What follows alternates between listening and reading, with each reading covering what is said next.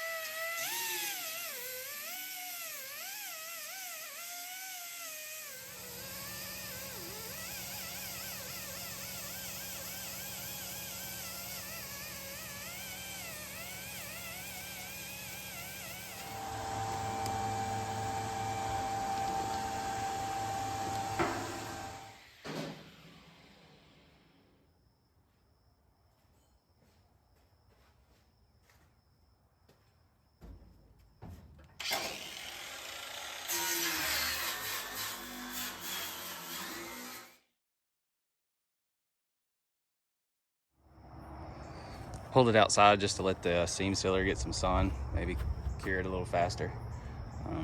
Like I said, this is not something we do really, so I'm just getting it done, marking it off the list,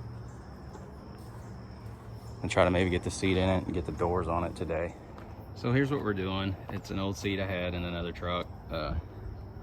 It's got F100 rails on it. So the back ones will actually bolt still in the factory spots. I'm gonna build these spacers here.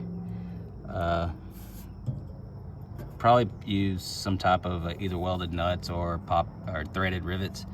Big ones in this, and then weld this to this, and then probably sandwich it through the bottom once I see where the welds are underneath, and then I can run bolts through it. I like the way it leans back, like it's got some slope to it this way. It's really comfortable, like stupid comfortable. Like you could take a nap comfortable. I don't know if that's good or bad.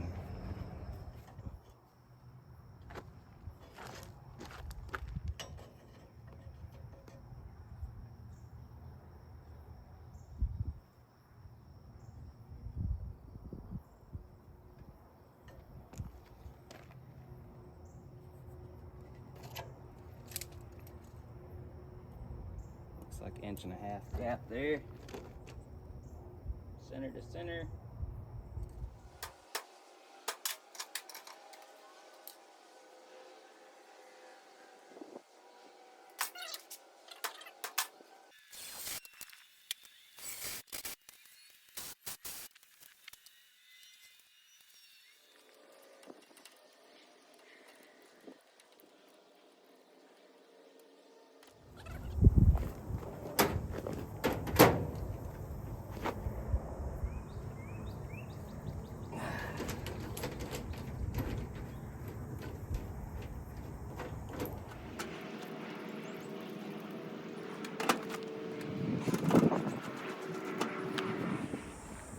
All right, so it's gonna work. It's in there, but here, let me get this off the tripod.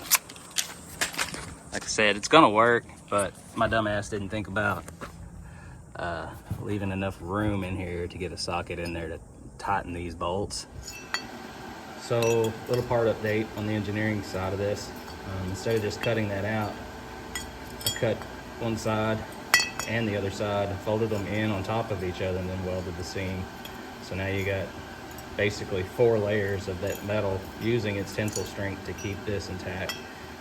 They're gonna end up being strong enough, man. Like I said, I've got bigger bolts in it than the factory bolts, top and bottom. I'm really happy with it, especially the amount of time it took to do it. Super fast, and we can move on to something we love. There you go. Doesn't have to be perfect. Just get it done.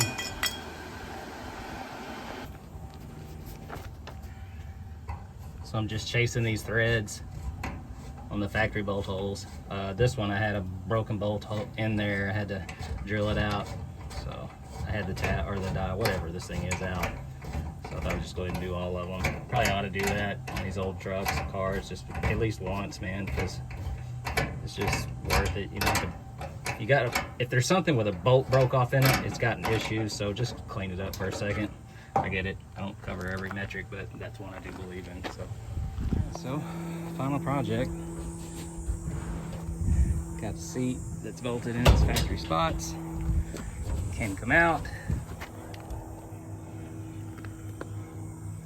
New grade 8 hardware.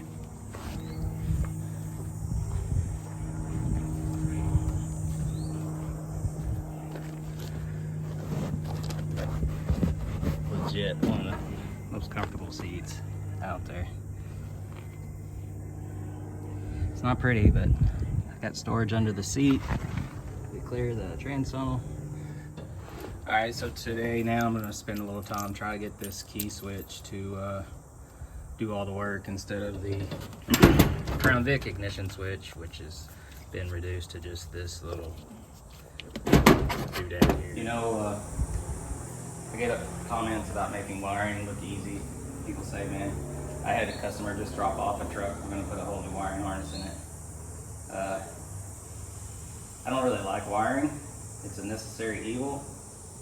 When I worked on this truck, I legit feel like a drunk astronaut trying to hotwire the space shuttle. It's crazy. This is the ignition switch I just talked to you about. I'm just gonna label the wires, cut them, wire them, put this down, switch here.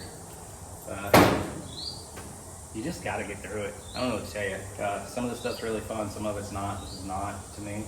It's not horrible, it's just you gotta do it. You gotta try to do it best you can, because if you don't, you're gonna be chasing gremlins later on when you're trying to have fun doing other things. So at the very least, I'm gonna try to get the key switch where it's fully functional, starting the truck, killing the truck, running accessories. All right, so all of these are just big time power loads, like would power anything, one of which will power my switch, but then I've got 4 just all-time hots here. This little thing's a ground. This one was hot in the start or run position, so that will go to my new switch. This one is hot and runner accessory, so that'll go to the switch. We have a few that are hot and run, but they're pretty big. These probably fire the O2 sensors or maybe the ECU, so I'll definitely use a relay on those. And then hot and run, I'm assuming that's the ignition, and this was the starter. So not as complicated as it looks, and we'll get some free power feeds for other things. I do have a question about a wire, and maybe one of you guys can comment on what the hell it does. I was using the power probe, and this wire here, it seems like it's grounded when you try to engage the ignition switch. And it's only grounded while it's trying to start. I'm not really sure what that is. I'm gonna work around it and figure out a way to make it work. But if you can explain that to me, that'd be great. Just stick it in the comments. So, something I like to do with these cheap wire connectors, I like to take this off and just use heat shrink. A lot of times this stuff is so hard and plasticky and just not what it should be as far as quality. So if you just take it and just gently pull that out, get rid of it, it leaves you with just the metal piece. And then I use these individually cut heat shrinks. You can buy them already cut. I get it, it's lazy, but if they're willing to cut it and separate it and sell it to me, I'm gonna buy that, just because that is a time savings. You put this on the wire first. Let me see if you can see what's going on here. Hopefully you can. Put this on the wire first. Slide it down. Then put your connector that you made on there, and you can see what's going on better. You're not fighting that deal. Just remember what color you had and still use the same color. This was a yellow one, so that's where we'll go. Give it a good crimp. I'm crimping that backwards, but I don't care. And then once that's crimped, you just simply slide the heat shrink on it and hit it with the heat gun.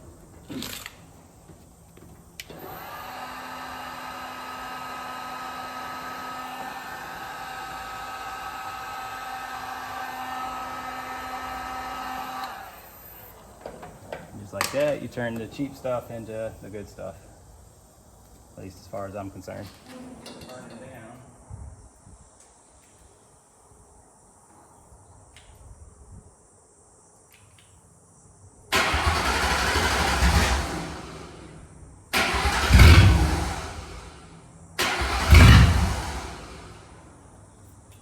Okay, so that tells me I've got a wire that's on the start circuit that has to be on the run circuit. All right, I think I got it. We'll see.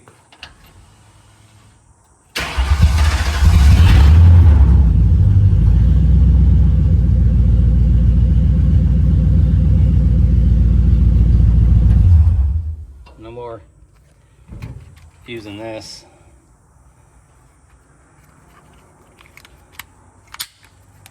To start the rig. And honestly, this may be the last piece of Crown Vic stuff. I mean, it's straight up truck at this point. I'm cool with that.